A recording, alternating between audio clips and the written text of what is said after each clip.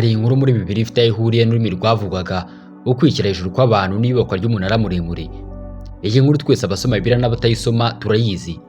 Inkuru ivuga ku iyubakwa ry'umunara wiswe Babel waje guteza ikibazo hagati y'abantu n'Imana. Gusa ariko amaherezo y'umunara yarangiriye hasi ku butaka. None ko uyu munara wubatswe ku isi ukubakwa n'abari batuye ku isi mu myaka y'ahambere, ibisigazwa byawo biherereye he? Ese hari aho gusenyuka kwawo bihuriye n'ukuri kw'ibyabayeho? Nitwa Nsengiyumva Olivier, iyi ni isoko y'ubuvumbuzi. Bahaye ikaze. Hagati mu gihugu cya Iraq, muri miles 60 uvuye mu mujyi wa Baghdad, hari ibisigazwa by'isenyuka ry'umujyi wa Babiloni wigeze no kubaho ubwami bw'abami bwa Babiloni. Mu myaka 600 mbere y'ivuka rya Yesu, bivuga ko Babiloni ari umujyi wari munini kuruta indi yose yo ku isi, wari utuwe n'abaturage 200,000 muri icyo gihe.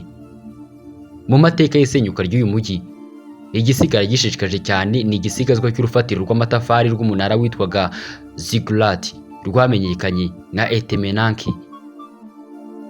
Amateka agaragaza ko urufatiro rw'umunara wa Ziggurat rwaba rwarabayeho mu kinyagihumbi cya kabiri mbere y'ivuka rya Yesu ku ngoma y'umwami Hammurabi. Mu kinyejana cya 7 mbere y'ivuka rya Yesu nibwo Esarhadoni, umwami w'Umwasiriya, yatangije imirimo yo kuvugurura umunara wa Ziggurat abinyujije mu gusana ibyangijwe na Senakeribu ubwo yigaruraga ubwami bwa Babiloni mu mwaka wa 689 mbere y'ivuka rya Yesu. Muri icyo gihe umunara wa Ziggurat wari ufite uburebure bwa metero 91. Umwami Esarhadoni wari waratangije urugendo rwo kuvugurura uyu munara, ntabwo ari warurangije. Hari abami babiri b'Abanyababiloni bamukoreye mu ngata. Nabopolassar na Nebukadinezar wa kabiri basoje imirimo yo kuvugurura uyu munara wa Ziggurat, bawuha ishusho yatumye ubikimenya bose, Etemenanki Ziggurat. Hari abizera ko uyu munara waba ari umunara tubona muri Bibiliya Babel. Etemenanki bisobanura umusingi w'isi n'ijuru, bifite aho bihuriye n'amateka y'umunara w'i Babel. Abanyamateka bizera ko Ziggurat yaba yari ifite uburebure bwa fiti 300, ni ukuvuga metero 91 z'uburebure. Ariko si uyu waba ari umunara wa nyawo twabwiye muri Bibiliya Babel?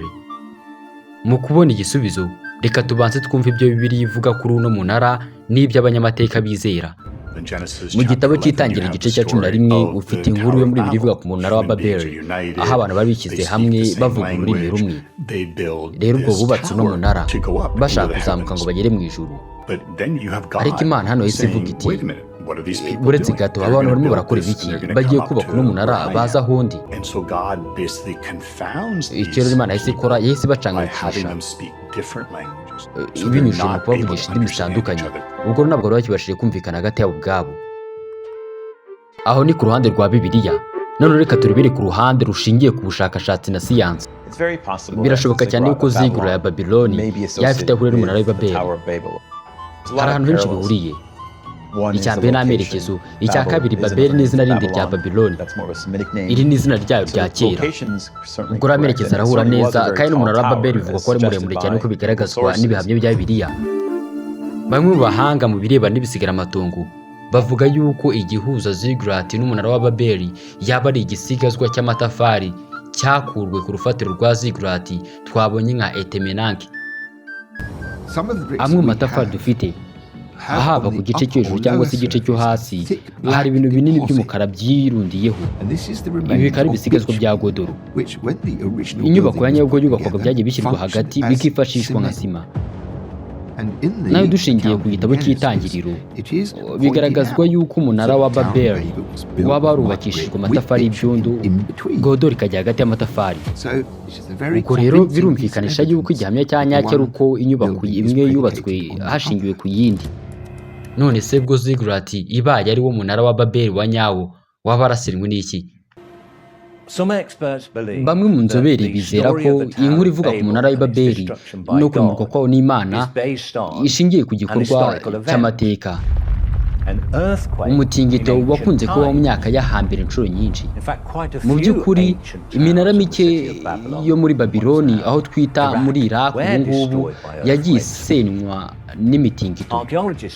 Abahanga mu bisigaramatongo barabizi ko ako gace kari ndetse n'umunsi akaba ari agace kibandwamo n'imitingito cyane, kubera ko mu mwaka wa 2017 aho hantu habaye umutingito mugari cyane ku rwego rw'isi.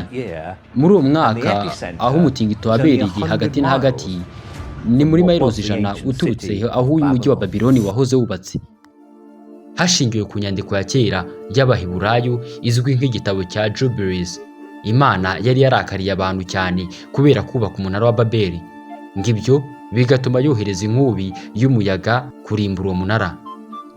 Reka tututse kurebera ku ruhande rwa siyanse gusa tugaruke muri Bibiliya. Nihe mpamvu Imana yari bushake kurimbura n'umunara wa Babeli? Umva uko abahanga mu bijyanye na teolojiya babisobanura. Inkuru ivuga ku munara wa Babeli irashishikaje mu buryo bwimazeyo, kubera yuko Imana mbere na mbere yavumye ikiremwamuntu cyose ibinyujije mu gutandukanya ururimi cyavugaga.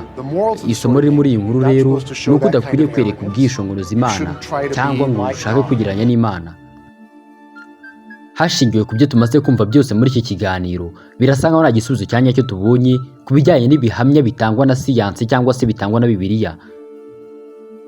Icyakora ku ruhande rw'ubumenyi bw'isi ushobora kumva ko impamvu y'isenyuka ry'umunara, ariko nanone hashingiwe ku bijyanye na Bibiliya cyangwa se iyobokamana, wakumva neza yuko Imana ifite ububasha bwo gutegeka umutingito ukaza ugasenya uyu munara wa Babeli.